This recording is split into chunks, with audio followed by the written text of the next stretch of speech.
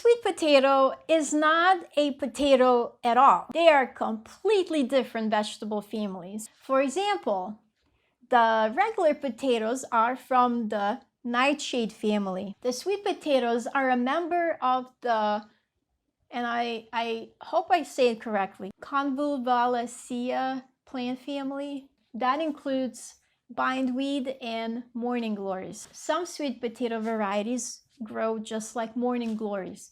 They have long vines and need trellising. Regular sweet potatoes produce these beautiful white trumpet flowers, and purple sweet potatoes produce white flowers with a purple center, or sometimes even a purple flower. So now let's talk about how to get the slips started. Most of sweet potatoes can be grown in zones 3 through 9.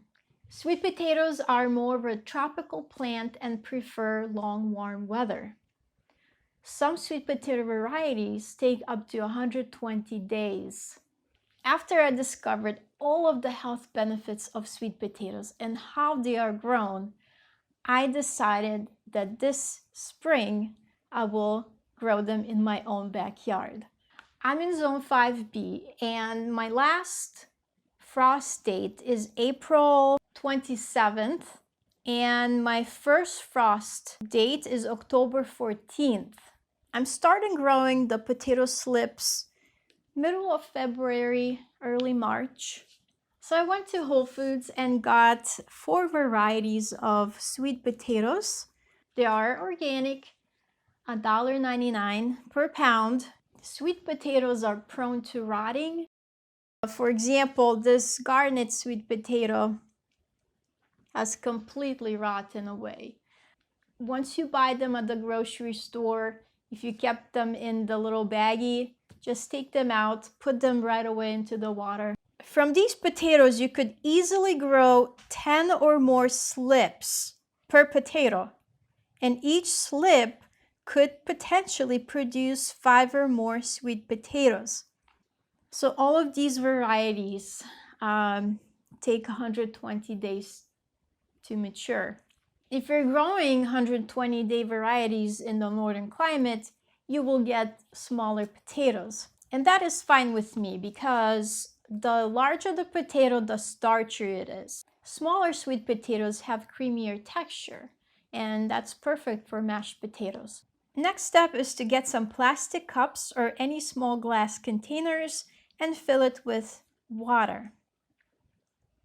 Now, the type of water is important here.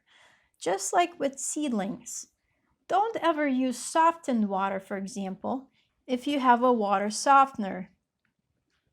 You would be surprised how sensitive roots are to the salt amount in the water. Just get bottled water. Spring water may be a bit too alkaline.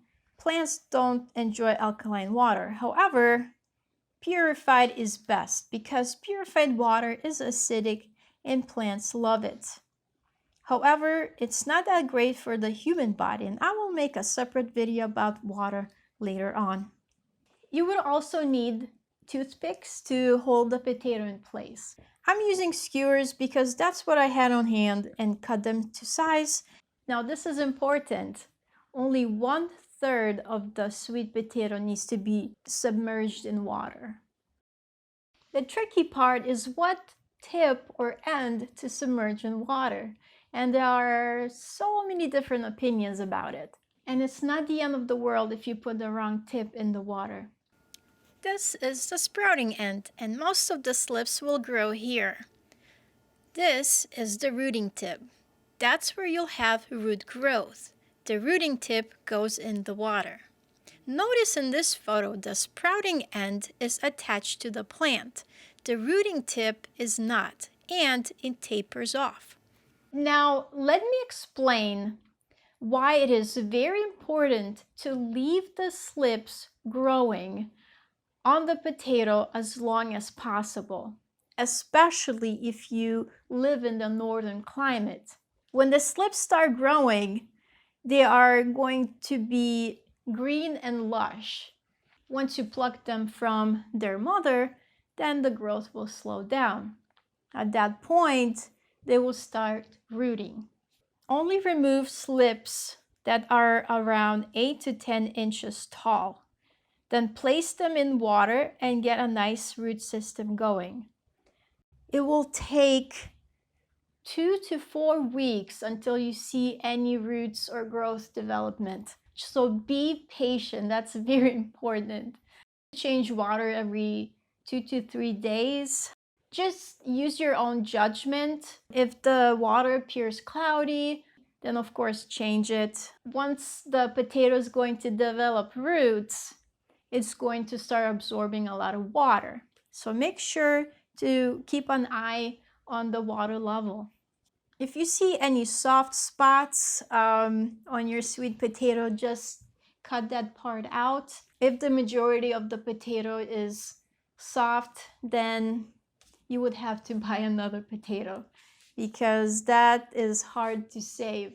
If you enjoyed this video, please stay tuned for part 2, where I will teach you how to transplant slips into your garden. Click on the notification button so you don't miss that video.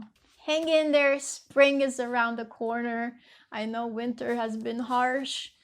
Thank you for watching. Until next time, my gardening friends.